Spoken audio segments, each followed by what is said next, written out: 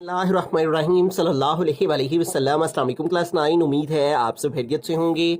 आज हम करेंगे यूनिट 6 की रिव्यू एक्सरसाइज 6 के क्वेश्चन नंबर 1 को, जो कि एमसीक्यूज हैं।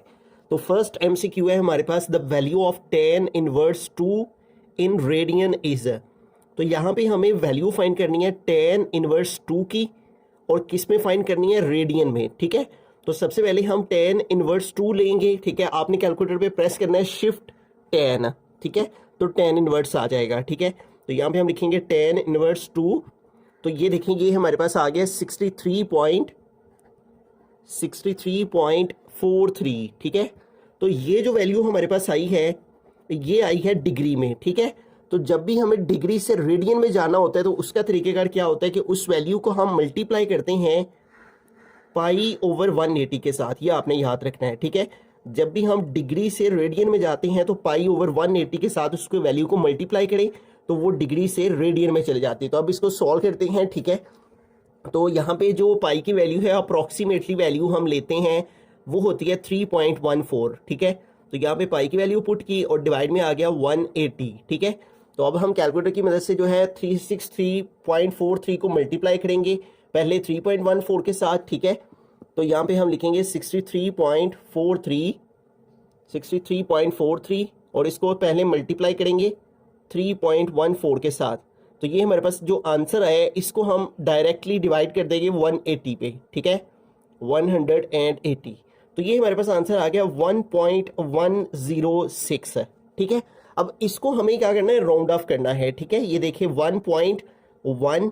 ठीक है, यहाँ पे देखिए 6 है, तो अगर 5 या 5 से बड़ा नंबर हो तो हम इसकी वजह से प्रीवियस नंबर में 1 को ऐड करके राउंड ऑफ कर लेते हैं। ठीक है, तो ये मैं राउंड ऑफ का यहाँ पे सिंबल डाल देता हूँ, और इस 6 की वजह से जो कि 5 से ग्रेटर है, हम प्रीवियस नंबर में 1 प्लस कर देंगे। तो 0 में 1 प्लस करेंगे तो क्या आएगा, 1। तो इसका करेक्ट आंसर क्या आया, 1.11। ठीक है, तो देखें 1.11 हमारा आंसर कौन सा है, ये देखें लास्ट वाला। ठीक है, डी आंसर जो है वो इसका करेक्ट आंसर है। ठीक है, पहले tan इनवर्स 2 की वैल्यू ले लेनी है, फिर उसको मल्टीप्लाई करना है पाई ओवर 180 के साथ, तो जो आंसर आएगा उसको राउंड ऑफ करना है, तो देन हमारा आंसर आ जाएगा। रहीम सेकंड एमसीक्यू है, in a right triangle the hypotenuse is 13 units and one of the angle is theta is equal to 30 degree, the length of the opposite side is. तो इस question में कह रहा है एक राइट ट्रायंगल है। Right triangle वो होती है जिसका एक एंगल 90 डिग्री का होता है, तो वो हमने यहाँ पे बना लिया। द हाइपोटेन्यूज इज 13 यूनिट्स है, इस 90 के सामने की जो साइड होती है ये हाइपोटेन्यूज होती है। ठीक है, और ये हमारे पास है 13, and one of the angle is theta 30 degree. यहाँ पे जो एंगल है ये 30 डिग्री का है। The length of the opposite side is, अब इसकी जो ऑपोजिट साइड है वो ये वाली बनती है। ठीक है, इसको हम x के इक्वल लेट कर लेते हैं। ठीक हो गया। अब यहाँ पे देखें कौन सी ट्रिग्नोमेट्रिक रेशो है जिसकी मदद से हम ये x फाइंड कर सकते हैं, जबकि हमारे पास ये हाइपोटेन्यूज और ये एंगल गिवन है। तो ये दोनों साइड कौन सी ट्रिग्नोमेट्रिक रेशो में आती हैं। अगर हम साइन देखें, साइन क्या होता है, सम पीपल हैव, यानी परपेंडिकुलर ओवर हाइपोटेन्यूज। तो ये देखें साइन के अंदर परपेंडिकुलर भी आ जाता है और ये हाइपोटेन्यूज भी आ जाता है, तो हम साइन अप्लाई करेंगे, sine theta is equal to perpendicular over hypotenuse. ठीक है, तो साइन और थीटा की वैल्यू हम क्या लगाएंगे, ये 30 इज इक्वल टू परपेंडिकुलर, और परपेंडिकुलर क्या है हमारा x ओवर हाइपोटेन्यूज, और हाइपोटेन्यूज क्या है हमारा 13। ठीक है, अब इसको जो है वो हम सॉल्व कर लेते हैं। साइन 30 की वैल्यू कैलकुलेटर की मदद से फाइंड कर लेंगे। ठीक है, यहाँ पे लिखेंगे साइन 30, तो ये हमारे पास आ गई वैल्यू 0.5, तो यहाँ पे आ गया 0.5 इज इक्वल टू आ गया x ओवर 13। अब इसकी क्रॉस मल्टीप्लिकेशन कर लेंगे, x को 1 से मल्टीप्लाई किया, x 1 जार x, और 0.5 को मल्टीप्लाई कर देंगे 13 के साथ। ठीक है, तो यहाँ पे 0.5 मल्टीप्लाई आ गया 13, तो ये हमारे पास आ गया 6.5। ठीक है, और चूंकि ये हमारे पास इसका यूनिट हाइपोटेन्यूज का जो यूनिट था वो उस यूनिट्स था, तो जो x की वैल्यू आई है वो भी यूनिट्स में आएगी, तो 6.5 यूनिट्स इसका करेक्ट आंसर है। ठीक है, तो ये देखें जो ए वाला आंसर है वो है 6.5 यूनिट्स। ठीक है, तो हमने ये स्टेटमेंट पढ़ के डायग्राम बनानी है जिससे हमें अंदाजा हो जाएगा कि हमें कौन सी चीज़ फाइंड करनी है, और फिर हमें सूटेबल ट्रिग्नोमेट्रिक रेशो को अप्लाई करके तो मुतलका वैल्यू फाइंड करनी है। थर्ड एमसीक्यू है, a person standing 50 metre away from a building sees the top of the building at an angle of elevation 45 degree, height of the building is. तो समझ लें कि यहाँ पे एक आदमी खड़ा है।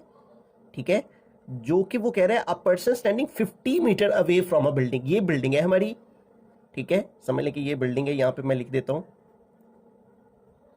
और इस बिल्डिंग से वो पर्सन जो है वो 50 मीटर अवे है, 50 मीटर दूर खड़ा है, और दूर खड़े होके बिल्डिंग के साथ जो उसका एंगल बन रहा है, from building sees the top of the building at an angle of, वो यहाँ पे देख रहा है बिल्डिंग के टॉप पे, तो जो एंगल ऑफ एलिवेशन बन रहा है वो 45 डिग्री का बन रहा है, तो यहाँ पे एंगल ऑफ 45 आ जाएगा। ठीक है, height of the building is, ये जो बिल्डिंग है इसकी फिर हाइट क्या होगी, इसको हम एक्स के इक्वल लेट कर लेते हैं। अब यहाँ पे हमें देखना होगा कौन सी ट्रिग्नोमेट्रिक रेशियो है जिसके अंदर ये परपेंडिकुलर और बेस आता है, तो ये दोनों चीजें tan में आती हैं। tan theta is equal to throw proper brushing, यानी परपेंडिकुलर ओवर बेस होता है tan। ठीक है, तो अब वैल्यूज पुट करते हैं। tan थीटा की वैल्यू हमने, ये एंगल ऑफ एलिवेशन है जो वो लगानी है।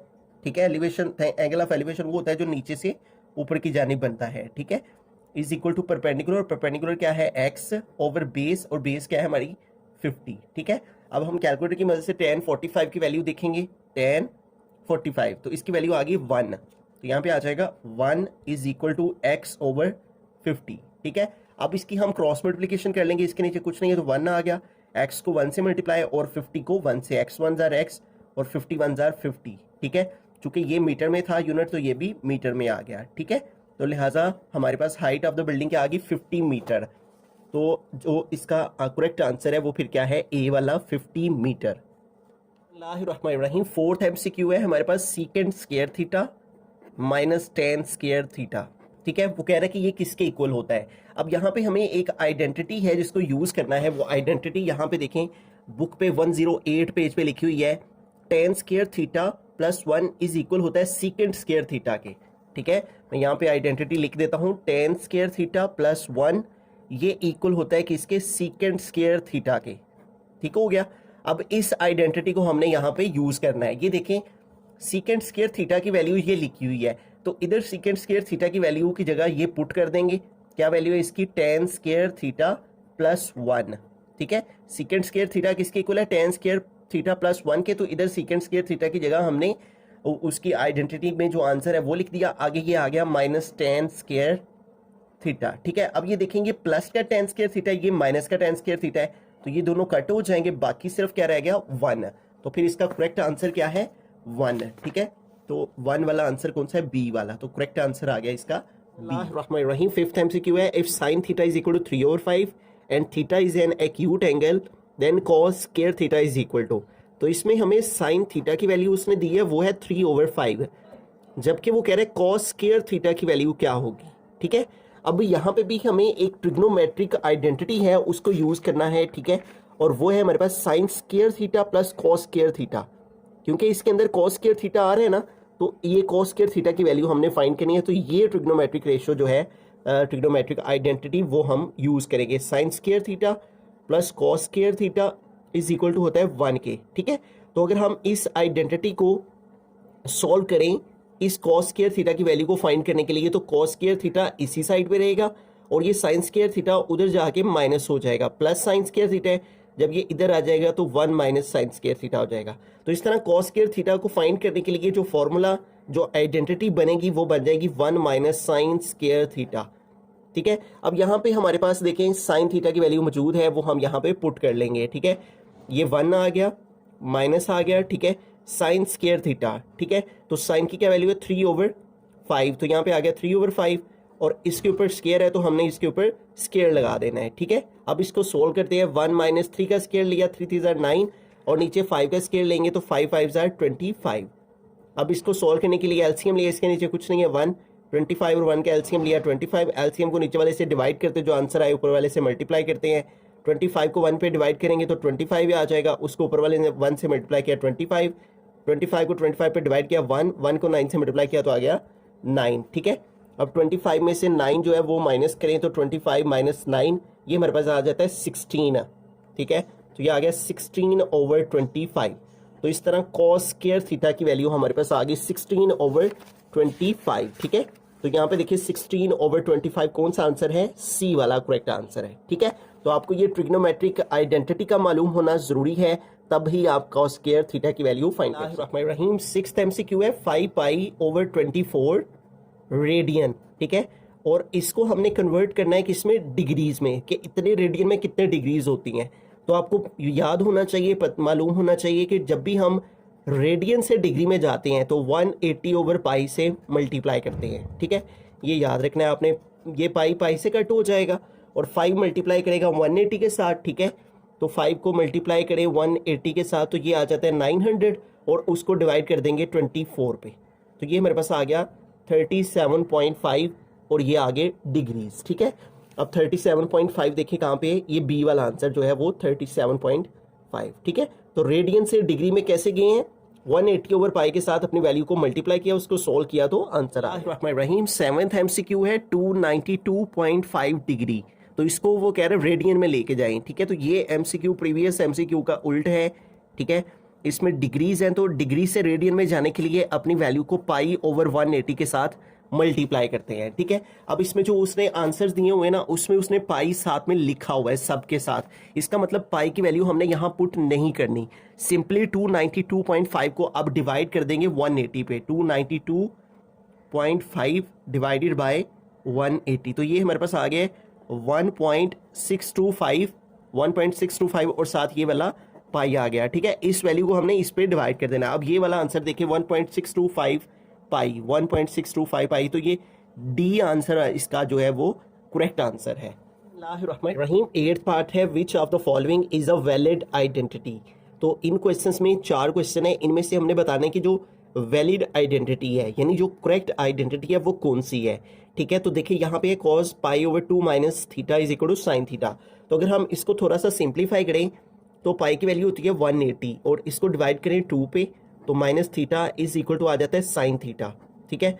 और जब इसको सॉल्व करें मजीद 2 1 2 2 9 80, ठीक है, और ये आ गया cos 90 minus theta is equal to sine theta, ठीक है। तो ये देखिए यहाँ पे बुक के ऊपर ये आइडेंटिटी यहाँ पे मेंशन है पेज 106 पे, cos 90 minus theta is equal to sine theta, cos 90 minus theta is equal to sine theta. फिर इसका मतलब कि ये जो आइडेंटिटी है पहले वाली हमारे पास क्वेश्चन के अंदर cos 90 minus theta is equal to sine theta, cos 90 minus theta is equal to sine theta, तो इसका मतलब जो ए वाली आइडेंटिटी है वो बिल्कुल करेक्ट है। जब हम इसको सॉल्व करेंगे तो देखें cos 90 minus theta cos theta के इक्वल आ रहा है जो कि गलत है, इधर ये सेकेंड के इक्वल आ रहा है, इधर ये कोसिकेंट के इक्वल आ रहा है, तो cos 90 माइनस थीटा किसके इक्वल होता है, साइन थीटा की। आपने याद रखना है कि जब भी cos 90 को माइनस करें थीटा से तो साइन थीटा cos जो है वो साइन में चेंज हो जाता है, ये आपने याद रखना है, ठीक है। तो फिर इसका करेक्ट आंसर जो है वो ए वाला। रहीम 9th MCQ है sine 60 degree is equal to,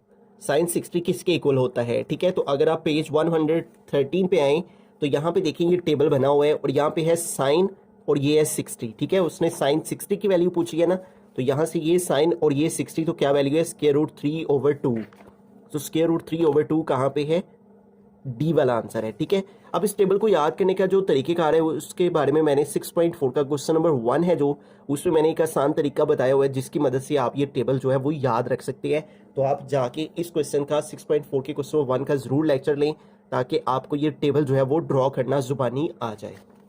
बिस्मिल्लाहिर्रहमानिर्रहीम लास्ट MCQ है MCQ नंबर 10 cos स्क्वायर 100π, ठीक है, प्लस साइन स्क्वायर 100π, ठीक है।